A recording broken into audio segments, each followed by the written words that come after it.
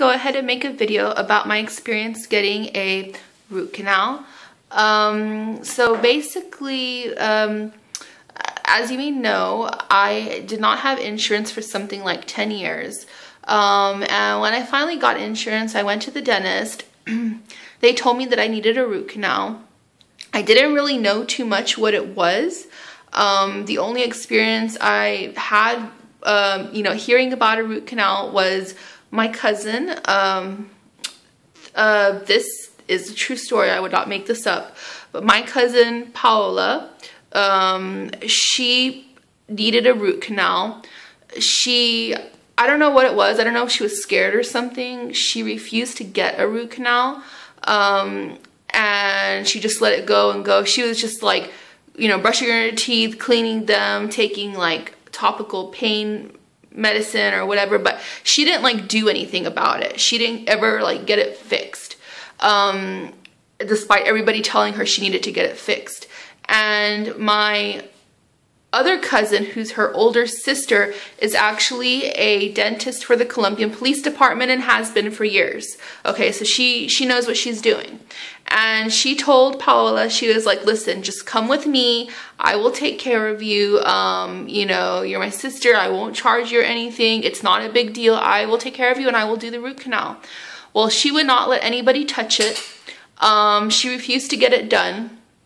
She has a daughter who's 7 years old. The dad is not in the picture. It was just her and it was my cousin. It was just the two of them. So she wouldn't let anybody touch it. Unfortunately, the infection that was spreading, into her tooth got into her bloodstream and it went to her heart and she got a heart attack and she died at 31. So that was really hard for me to deal with. And when I was told I need a root canal, I started freaking out. I was like, I don't want to end up like my cousin. So needless to say, I was a little bit scared of the procedure. I kept asking the dentist questions and things like that about my root canal. He didn't really want to tell me much. His answers were, it's not a big deal, and go talk to the endodontist. The endodontist can answer all your questions. And I'm like, wait, but I'm here and I'm asking you the questions. But he didn't want to answer me. He wanted me to go see the endodontist. So I was like, okay, so now I'm like even more freaking out. So anyway, so I go home and I do some research to find out like what a root canal is and everything. And basically there's like two schools of thought. There's one that says root canals are bad for you. They're toxic. It's impossible to remove. It's impossible to remove all of the infection. If you get one, you're just a ticking time bomb until you get cancer or a heart attack or something bad happens to you, basically, The other school of thought is, no, don't listen to these people. They're just a bunch of quacks. They don't know what they're talking about. And root canals are safe. They're fine. People do them all the time and it's not a big deal.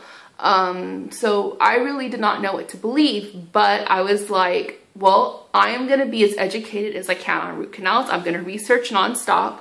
I am going to do, I'm going to go get a consultation with regular dentists. I'm going to go get a consultation with the endodontist. I'm going to go get a consultation with a holistic dentist. I'm going to go see everybody because I want to find out everything I can find out about it. So I did. I made all kinds of consultations. And pretty much I had a really horrible experience. None of the dentists really wanted to take the time of day with me. They would come in, they would take my x-rays, they would come and say, oh yeah, we saw your x-ray, looks like you need a root canal. Okay, go talk to my receptionist, she'll schedule you in. And it's like, wait a second, I have questions, I have lots of questions, I have worries, I have concerns, like, my cousin died from not getting a root canal. Like, I'm freaking out. Can you please sit down and talk to me? You know what I mean? And none of them really wanted to talk to me. So I felt really hopeless. And there was one endodontist who actually did take the time to sit down and talk to me, but I did not like him because even though he took the time to talk to me, he was really cocky. Every time I would ask him questions, he would give me these kind of answers that were very like, well, this isn't my first rodeo. I've done this before. I know what I'm doing kind of thing. Like, don't tell me how to do my job. Like that's like the kind of attitude that he had with me. And like, I was never trying to tell him how to do his job or anything, because I don't know what's going on, but I did have lots of questions. Like, the fact that you're getting defensive that I'm asking you questions is like not a good sign. But again, you know, I felt so hopeless from all my consultations with all these people that I was like, well, I guess he's the best out of the worst, so I guess I'll just go to him. I didn't have more time to waste. I didn't want to let my tooth get worse. So, by the way, the tooth is tooth number 19, which is, it's like down here. It's like one of the molars, like the first molar or something. I don't know. So anyway, so I finally decided to go ahead and make an appointment and go with him. I wasn't happy about it, but I was like, well, you know, it is what it is. I just need to go see him. So anyway, so I made my appointment. It was the day for me to go in. I was really freaking out.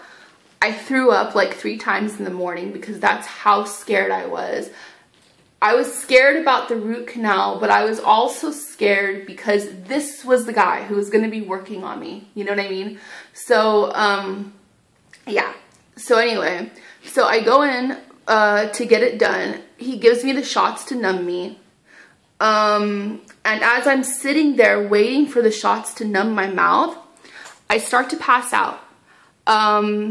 If you know anything about me, I pass out all the time. It's not a big deal for me. Anything that scares me, I normally pass out.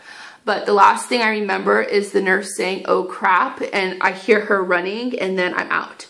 And when I wake up, the endodontist refused to work on me. He refused to work on me then. He refused to work on me in the future. He won't work on me. The only way he would work on me, he said, is if I was under anesthesia, like full-blown anesthesia, like where you go to sleep.